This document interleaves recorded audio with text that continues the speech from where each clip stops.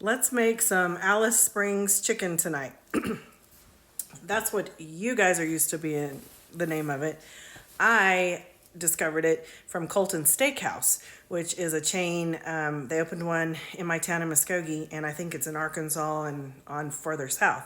And it's called Colton's Loaded Chicken. So that's what I call it. But apparently at Outback, there is Alice Springs chicken. So let's go. So I got 3 chicken breasts and I cut them in half, and then I'm cooking them in my air fryer instead of in the frying pan tonight. So I've cut them in half and I'm putting them in the air fryer and letting them cook. 400 degrees, 15 minutes. We'll see if it's done. And yes, I'm changing the battery tonight in my smoke detector. I'm gonna fucking figure this out. Quit judging. Anyway, I seasoned it with salt and pepper, Kinder's roast chicken, which is garlic and herbs, and a little bit of garlic powder is what I seasoned my chicken with. So let's see if it's done in 15 minutes, and let's make the rest of it. Okay, so I've got some butter in the pan, and then I'm going to use my garlic-infused olive oil, because you guys know how much I love this. Put just a little bit in here. Normally this is when you would start cooking your bacon, but I already had cooked bacon up and had been using it for bacon bits and stuff, so I've just cut my bacon up into pieces and I'm just going to put it in here to heat it up. And then I have a deal of mushrooms. I like the Baby Bella, already cut up, and I'm going to cook these at the same time together.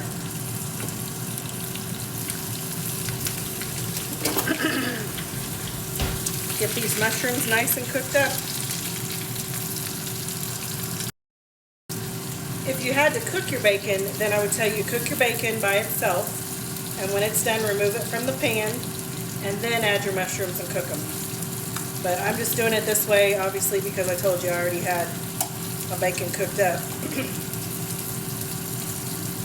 And I'm heating it up in here to give my mushrooms some of the bacon flavor.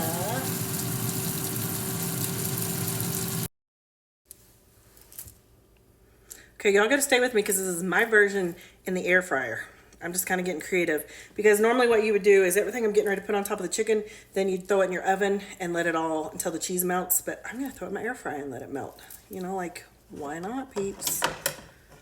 So, save that chicken for another recipe. So we have, let's turn this here, 3 chicken breasts here. And you can make your own honey mustard, or I actually like Ken's Steakhouse honey mustard. So I'm gonna get some of it and squirt on each top of these and rub it all around. And then I'm going to sprinkle some cheese. I got freshly grated Colby Jack. You guys know I've told you about the freshly grated cheeses, not the bags. And get that on here. Dun, dun, dun. And then you just get your bacon and your mushrooms and put you some on top. And the key is, so everything doesn't fall off, you've got to let the cheese melt. So, I'm going to hook it up. Hook it up, hook it up. And then I'm going to put it in the air fryer for like literally 2 minutes. See if this cheese melts. Look at this. And don't say if I don't like mushrooms, can I leave them off? Then that's a different recipe. I can't help you there. Because this is bacon and mushroom and some cheeses. Peeps, this is what this is. So, for a little dollop, I'm going to put a little bit more cheese. So when it melts, it can just all melt together.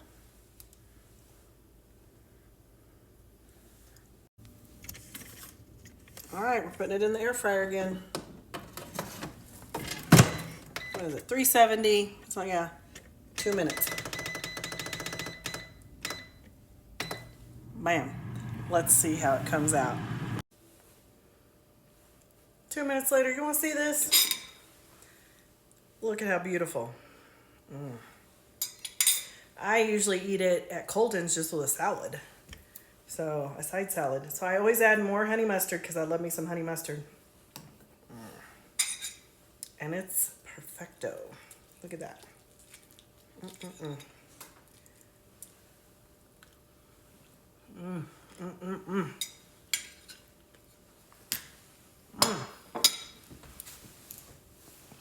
There's some good stuff there.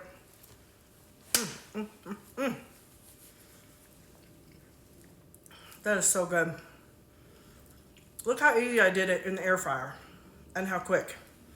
Again, I told you an alternate if you wanted to cook it in the oven and on the stove, and then cook it in the oven. But if you got an air fryer, why not use it? Makes your life a whole lot easier. Look at that.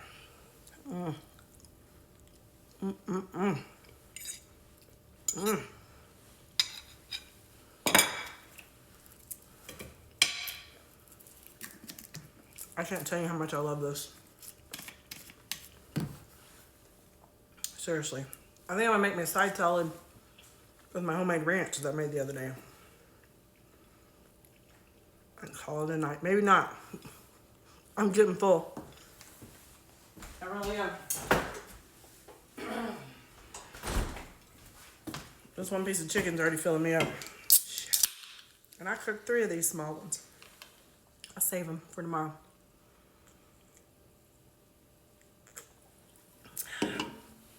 I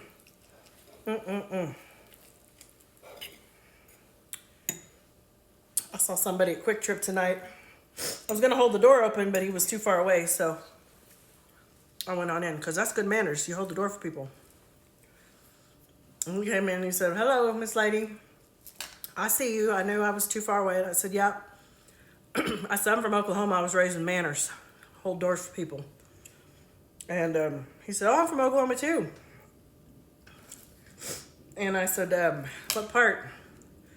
And he said, "Sand Springs," which is where my daughter's accident happened, and I about lost it in there, but I held it together. Whew. Thought I was gonna cry in front of him. And I said, "Well, I'm from Muskogee." And he said, "Oh, you're from the ghetto."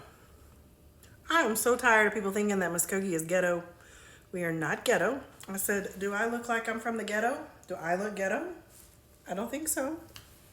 But if you're not from Oklahoma, you don't understand this.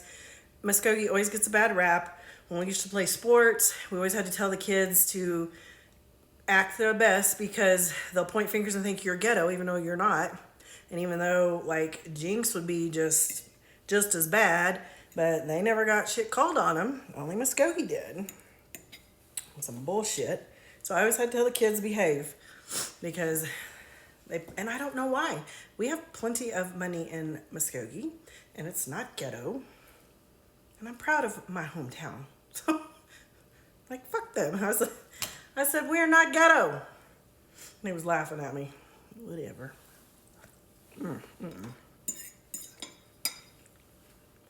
Not ghetto. There's good parts of towns and bad parts of town, just like there is in Tulsa, just like there is up there near Sand Springs town. I thought that was funny. And y'all that aren't from Oklahoma have no idea what I'm talking about. But you guys that are will be in my comments, probably siding with him. And I will disagree. All day, every day.